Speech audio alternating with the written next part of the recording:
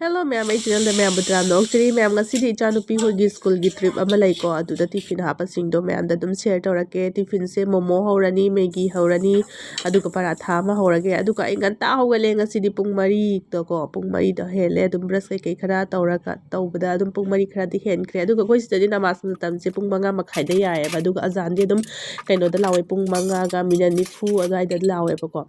aduga numitsu yam thengna thoe numitna pung taruk minute nifu manga dai da tholak thoineba aduna ma'am ai gi thabak se thuna loisanaba aina ko nangoi mathen yam ena papapne tawba jangai je gi chanjida aduga chattoi se ma'am ngasi moin chattoi se statue of unity world gi has statue ni hai ko adu magi awang base adu ma'am su knowledge oi honaba ko marak sida hairake 182 meter ne hai aduga khoi sidagi lapana kilometer chamaga mari muk lape pung tare tai thokrani aduga horen nungdang halaktoini adu bus ta chatlagana 2 hours aduga 30 minutes muk changba male moise aduda satuni aduna khara yamna dum lunch ki tiffin kai do khara yamna dum happy khagena ai makhan makhan hawbire aduga momo se mayam ayambana hawrise maida da hawnai ko adu maida da hawroi ge ata da hawsi yarim kai maida se avoid tawna ngai honasi khaji kharak chaba oidi wabani ko nomada nong phadok aduga momo da khaji kharak chaba dudi oitho aroi natra aduna tara kunde dum chagrani mi amada aduna ata da tawrage na tawre ata da healthy oiba mongda aduga sise mayam fajana yam je thum kitang hapaga koi tan tot padumena fajana tot toini tan tot pade dum mayam je tot nai natra aduga si video se nongdang gi ne aina nongdang da kai kai sembado loisalamna ba na aina dinner tawbloga kon phingi da pam jani si ani se semdok piron thamam bane aduga tawle rami je helmet upsalaga ke bacha aduni chani charo eni ngai tawdo khangaba mehnat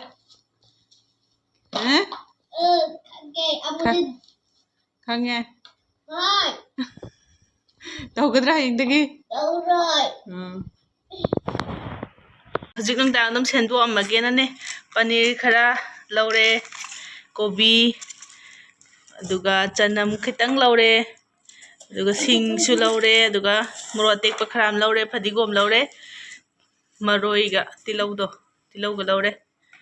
adu si singje dum hojik nungdang semjalamaga hayeng chatkadabani na ayuk antani na nungai roena hojik semjalambane momo sembase mayam adum ko matam yam changi ko soi khotpada adu sigi chopper se yam kana ye momo gi khairati yamna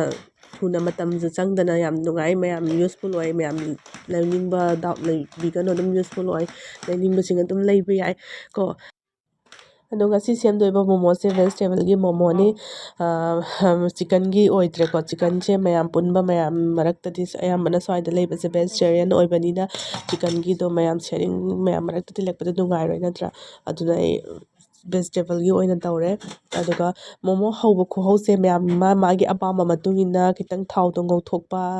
jira kai kai masala ko mai masala pa be hapcharaga ngauba khotpa tawne ko ado ai sigi mong aina ngasi tawdobe process se sida ai gi oina apambo oise aduna ai si mong ta dum haudoine ado sise paneer ne angoba se paneer su phajana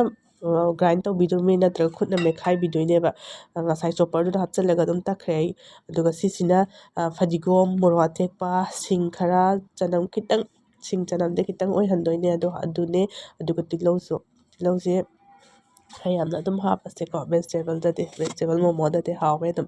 ado si singse fajana mix tawbidone aduga kobi se kitang sumaina sumdok se mahi yam yawi na kobi da stuff tawbada nungai na ko aduga mai mai apamba matung ina chinese flavor pambana magi si mix tawbasida best sauce kitang hapa vinegar kitang hapa main tawne ko aduga kangau gi ta thau kitang hapaga jira masala magi masala pamba hapaga ngaunai adumaina adu bai amta du singdo pamdabage ai simong sina pam pamjai aduga ino hojik hapise black pepper powder khitang ne aduga thum khara moi ni sidang hapni ko aduga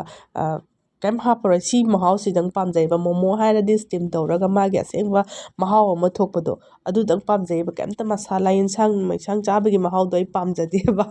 ensangi mahau nungtigi chara leiba mahau do pamdeba sidang una khaijengna ko aduga asengba recipe tholakkhibasisu Nepal Tibetan asomlomdaineba aduga moigi recipe sisu sumaina taweba aduba hojikti mai gi apambai matungina makhan makhan mai pamjaba mawongda puthoaga upgrade tawrakpa haitare natra mai mahau singdo hapkatlaga makhan makhan tawrakpaneba Momo stuff hapnaba semnaba tayari tawrase se ngasai totla thamkhiba ata dune adudo kitang yam phone da nappani ko totpa nugai takpa nugainaba aduga khoina tan takpa dawna phajana takthokpirani pakna amukta da khara yamna lawrabani pakna takthoga glass nara tengkot nara igi pamjabi size amako aduda lawnaba anak amuktang da ta adi khara yamna phangane ko matam mangore macha macha taw laire amuk matam do ayu ko da prop ni tawrise asi chai no pidi haraubada ko chat tawrena amma thongo adu thongo makan makhani mana thongo harise adoina khara dum mabukta su khara kuina leiba yaba mawong adum mana su pamjaba oina sije ka maggi khara ka tawdoine ba adu si chai glass lawre ko glass ki mateng na khara yamna takthoe adudi momo se semba hawrasi momo se manungda hapnaba stuff se adum chamas amamukki chang lawre aduga ihan hana ma se kongkhat pirani ko hapa matungda duga sigi machin ani se napsana birani aduga khupi sina sana doineba khupi oigi sina yet ki khupi sida pirani aduga yet ki sina namsalaga chatoineba aduga khitang stuff ehen ba yawra agana mapalomda khota bikrani aduga manungomda inchan ba yaragana dum manungomda inchan bikrani to sumaina dum napsan birani sise yamna so dum laiba yengbuda so dum phajaba si mawongse sisi mana matam so changdeba adu sisi ngakta tawrage mathang mathang fazana to sumaina tawbirani aduga steam tawba hawrasi steam tawbasida kainone aina sida tairise isi kainone thawne adu thawsiki mahutta mayam kobi mana do kobi gi mana kobi full do adugi mana do hapirasu yai aduga makha sida sumaina kobi mana do makha da tharaga momo sida sumaina thambigadaba ado sisingse ai loina ready oire adu kaino tawba hawrasi steam tawba hawrasi momo se hapchala matungda khoina steam tawdoise minute 35 muk steam tawbidoini minute 35 natra 39 boda dum ready oi chaba yabane minute 35 muk thambisi aduga isingse hana sahallaga steam tawbiyo isingse saura matungda ising ayingba mathakta hapkatpinuko adum khara dudi nungaitabane ba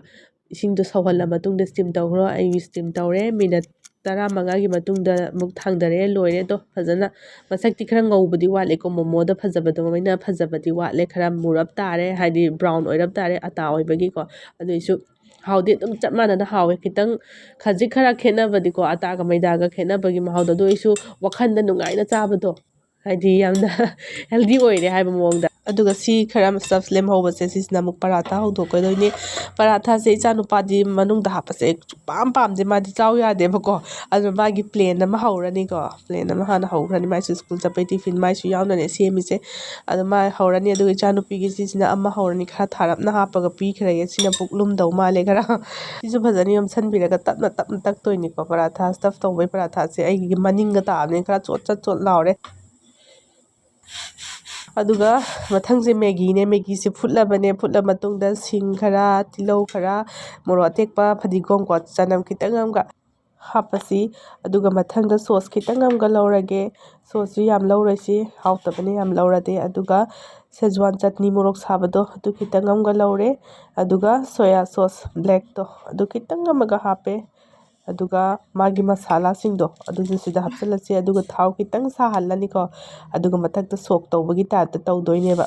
aduga mem hapkhriba sauce chutney keke do amta leitrasu sing tilau chanam aleiba phadigom do adudang hapaga su sok taw mem yam hawbane magi marakta freshness ama sing chanam gi sairakpado adudo yam hawbane mem amtang si recipe se try tawra yengone adu mem ai sem saba loine icha nupi na mai tiffin je pack tawba horame loin suraba na check tawbirine amuk loin surame aduga mamana bi marakta chatpanina packet khara chapot khara amso hapire harau janaba sina icha nupai tiffin ne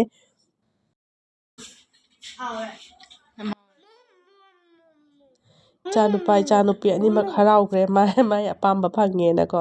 ngasi nong padong nongalakpada mathen myam leirambasida moi harau jakhre adi cha nupi se school jakhre du loir thamruse mya hapom chalo ko ma'am आगांसिंग my my school दा चटनाखरे सिने आइगी मोय चट्रिपो अयुकी ngatangi routine se अयुकी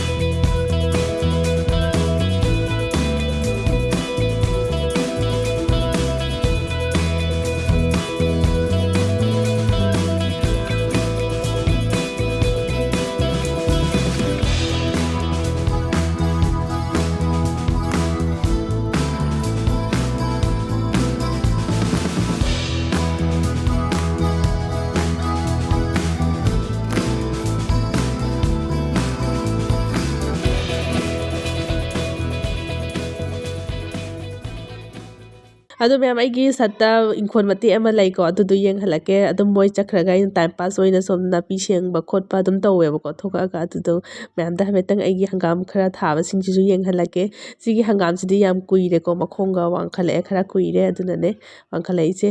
ꯑꯗꯨꯒ ꯁꯤꯗ ꯑꯍꯥꯡꯕ ꯒꯝꯂꯥ ꯑꯃ ꯂꯩꯔꯤꯁꯦ ꯁꯤꯁꯤꯅ ꯍꯪꯒꯥꯝ ꯃꯔꯨ ꯍꯨꯟꯕꯅꯦ ꯁꯤꯁꯨ ꯀꯨꯏꯔꯕ ꯃꯔꯨ ꯑꯣꯏꯕꯩ ꯑꯣꯏꯔ ꯃꯥꯜꯂꯦ ꯑꯃ ꯑꯅꯤꯗꯪ ꯀꯨꯏꯔ ꯃꯇꯨꯡꯗ ꯈꯔ ꯊꯤꯡꯒꯠꯂꯛꯑꯦ ꯁꯤꯁꯤꯅ ꯃꯔꯣꯏ ꯑꯀꯨꯞꯄꯤꯗꯨꯅꯦ ꯑꯗꯨꯝ ꯃꯆꯦꯠ ꯃꯆꯦꯠ ꯊꯥꯕꯅꯦ ꯑꯗꯨꯝ ꯃꯥꯏꯟ ꯐ꯭ꯔꯦꯁꯁꯨ ꯑꯣꯏ ꯉꯥꯛꯇꯪ ꯊꯣꯛꯑꯒ ꯌꯦꯡꯕ ꯈꯣꯠꯄꯗꯣ ꯑꯗꯣ ꯁꯤꯗ ꯂꯩꯕꯥꯛꯁꯦ ꯑꯩꯅ ꯃꯈꯥꯗꯩ ꯄꯨꯈꯠꯄꯅꯦ ꯐꯤꯠ ꯑꯃꯃꯨꯛ ꯀꯩꯁꯨ ꯋꯥꯡꯕ ꯅꯠꯇꯦꯀꯣ ꯐꯤꯠ ꯑꯃ ꯐꯥꯔꯣꯏ ꯑꯗꯣ ꯂꯩꯕꯥꯛꯁꯦ ꯑꯍꯥꯟꯕ ꯊꯥꯕꯗꯗꯤ ꯀꯩꯁꯨ ꯐꯠꯂꯝꯗꯦ ꯀꯣꯟꯅ ꯁꯨꯝ ꯐꯔꯛꯏꯅꯦ ꯐꯔꯛꯄꯗꯣ ꯑꯩ ꯃꯌꯥꯝꯗ ꯑꯗꯨꯝ ꯁꯦꯌꯔ ꯇꯧꯔꯛꯀꯦ ꯑꯩꯈꯣꯏꯅ ꯀꯤꯠꯆꯟꯒꯤ ꯑꯗꯨꯝ ꯁꯤꯖꯤꯟꯅꯕ ꯇꯤꯜꯍꯧ ꯃꯀꯨ ꯑꯦꯅꯤ ꯃꯀꯨ ꯃꯈꯩ ꯂꯐꯣꯏ ꯃꯀꯨ ꯁꯦꯝ ꯃꯀꯨ ꯑꯣꯏꯒꯦꯔꯥ ꯊꯕꯤ ꯃꯀꯨ ꯂꯩꯗꯅ ꯐꯠꯇꯕ ꯃꯀꯨ ꯃꯈꯩ ꯀꯝꯄꯣꯁ ꯑꯣꯏꯕ ꯌꯥꯕ ꯃꯈꯩꯗꯣ ꯑꯩꯅ ꯇꯤꯡꯉꯦ ꯏꯁꯤꯡꯗꯀꯣ ꯑꯗꯨꯒ ꯏꯁꯤꯡꯗꯣ ꯅꯨꯃꯤꯠ ꯅꯤꯅꯤ ꯍꯨꯝꯅꯤ ꯅꯣꯡꯃꯇꯪ ꯇꯤꯡꯉꯁꯨ ꯌꯥꯏꯀꯣ ꯑꯗꯨꯗꯣ ꯐꯔꯃꯦꯟ ꯑꯣꯏꯕ ꯏꯁꯤꯡꯗꯣ ꯏꯁꯤꯡ ꯈꯤꯇꯪ ꯌꯥꯜꯂꯒ ꯑꯗꯨꯝ ꯄꯥꯝꯕꯤꯁꯤꯗ ꯆꯥꯏꯕꯤꯗꯣꯏꯅꯦꯕ ꯑꯗꯨꯒꯤ ꯔꯤꯖꯜꯁꯨ ꯌꯥꯝ ꯊꯨꯅ ꯐꯪꯉꯦ ꯃꯌꯥꯝ ꯑꯝꯇꯪ ꯇ꯭ꯔꯥꯏ ꯇꯧꯔ ꯌꯦꯡꯉꯣ ꯑꯇꯩꯗꯗꯤ ꯈꯪꯗꯦ ꯍꯪꯒꯥꯝꯁꯤꯗꯗꯤ ꯌꯥꯝ ꯆꯥꯅꯩ ꯑꯗꯨꯗꯤ ꯃꯌꯥꯝ ꯉꯁꯤꯒꯤ ꯚꯤꯗꯤꯑꯣꯁꯦ ꯁ꯭ꯋꯥꯏꯗ ꯁꯨꯝ ꯂꯣꯏꯁꯤꯟꯖꯔꯒꯦ ꯃꯊꯪ ꯚꯤꯗꯤꯑꯣꯗ ꯑꯃꯨꯛ ꯊꯦꯡꯅꯔꯁꯤ ꯑꯅꯧꯕ ꯌꯦꯡꯕꯤꯕꯁꯤꯡꯅ ꯂꯥꯏꯛ ꯁꯤꯌꯔ ꯁꯕꯁꯀ꯭ꯔꯥꯏꯕ ꯇꯧꯕ ꯀꯧꯕꯤꯒꯅꯨ ꯉꯁꯤꯒꯤ ꯑꯣꯏꯅꯗꯤ ꯕꯥꯏ